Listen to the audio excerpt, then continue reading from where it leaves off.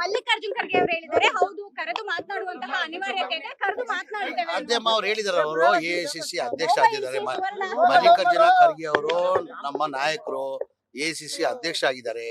ಅವ್ರು ಹೇಳಿರೋದು ನಾನು ಗಮನಿಸಿದ್ದೀನಿ. ನಾನು ಅವ್ರು ಕರೆದು ಮಾತಾಡ್ತೀನಿ ಅಂತ ಹೇಳವ್ರೆ, ಕರೆದು ಮಾತಾಡ್ತಾರೆ. ಒಂದ್ ನಿಮಿಷ ಇದೇ ಸ್ಪಷ್ಟತೆಯನ್ನ ಹಿಂದೆಯೂ ಕೂಡ ನಾಯಕರು ಕೇಳಿದ್ರು.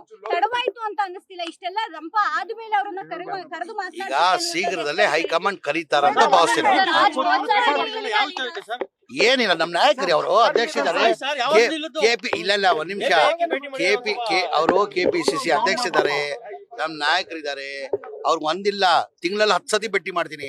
ಒಂದ್ಸತಿ ಭೇಟಿ ಮಾಡಿದಕ್ಕೆ ನಿಮ್ ಮಾಧ್ಯಮದವರು ಸುದ್ದಿ ಮಾಡ್ಬಿಟ್ರೆ ನಾನೇನ್ ಮಾಡಕ್ಕಾಗ್ತದೆ? ಇಲ್ಲ, ನೀವು ಅದಕ್ಕೆ ಹೇಳ್ತಾ ಇರೋದು. ಈಗ ನಿಮ್ಗೆ ಇವತ್ ಕಾಣ್ತಾ ಇದ್ದೀನಿ, ನಾವು 16 ಬಾರಿ ನಾನು ತಿಂಗಳಲ್ಲಿ ಕನಿಷ್ಠ 10 ಸತಿ ಅವ್ರನ್ನ ಭೇಟಿ ಮಾಡ್ತೀನಿ. ನಾನು ಕೇಳ್ರಿ ಅಲ್ಲಿ, ಅದು ಶಿವಕುಮಾರ್ ಅವ್ರು ಹೇಳಿದಾರ. ಶಿವಕುಮಾರ್ ಅವ್ರು ಈಗ ಆ ವಿಚಾರ AICC ಅಧ್ಯಕ್ಷರು ಮಲ್ಲಿಕಾರ್ಜುನ ಖರ್ಗೆ ಗೊತ್ತಿದೆ, ವೇಣುಗೋಪಾಲ್ ಸರ್ ಗೊತ್ತಿದೆ, ಸುರ್ಜೇವಾಲ್ ಗೊತ್ತಿದೆ, ಮುಖ್ಯಮಂತ್ರಿ ಗೊತ್ತಿದೆ. ಆ ಪ್ರಶ್ನೆ ನನ್ ಕೇಳ್ರಿ ನೀವು, ನಾನೇನ್ ಹೇಳಿ ಅದಕ್ಕೆ? ಈಗ ನಾನು ಹೇಳ್ತಲ್ಲ, ಮುಖ್ಯಮಂತ್ರಿ ಕುರ್ಚಿ ಖಾಲಿ ಇಲ್ಲ.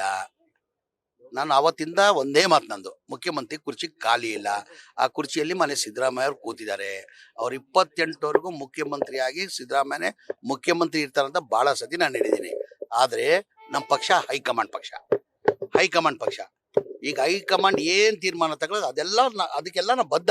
ಅವ್ರಿಗೆ ಗೆರೆ ಹಾಕಿದ್ ನಾವು ಗೆರೆ ಟಟ್ಟಲ್ಲ. ನಾಯಕತ್ವ ಬದಲಾವಣೆ ಅಂದ್ರೂ ಕೂಡ ಜಮೀರ್ ಅವರು ಹೈಕಮಾಂಡ್ ಕೇಳ್ರಿ, ಈಗ ನಾವೆಲ್ಲ ಒಂದ್ ನಿಮಿಷ, ನಾವು ಹೈಕಮಾಂಡ್. ನಾನು ಹೇಳ್ತೀನಿಲ್ಲ, ಆ ಪ್ರಶ್ನೆನೇ ಉದ್ಭವ ಆಗಲ್ಲ. ಸಿದ್ದರಾಮಯ್ಯ ಅವರೇ ಮುಖ್ಯಮಂತ್ರಿ ಆಗಿರ್ತಾರೆ.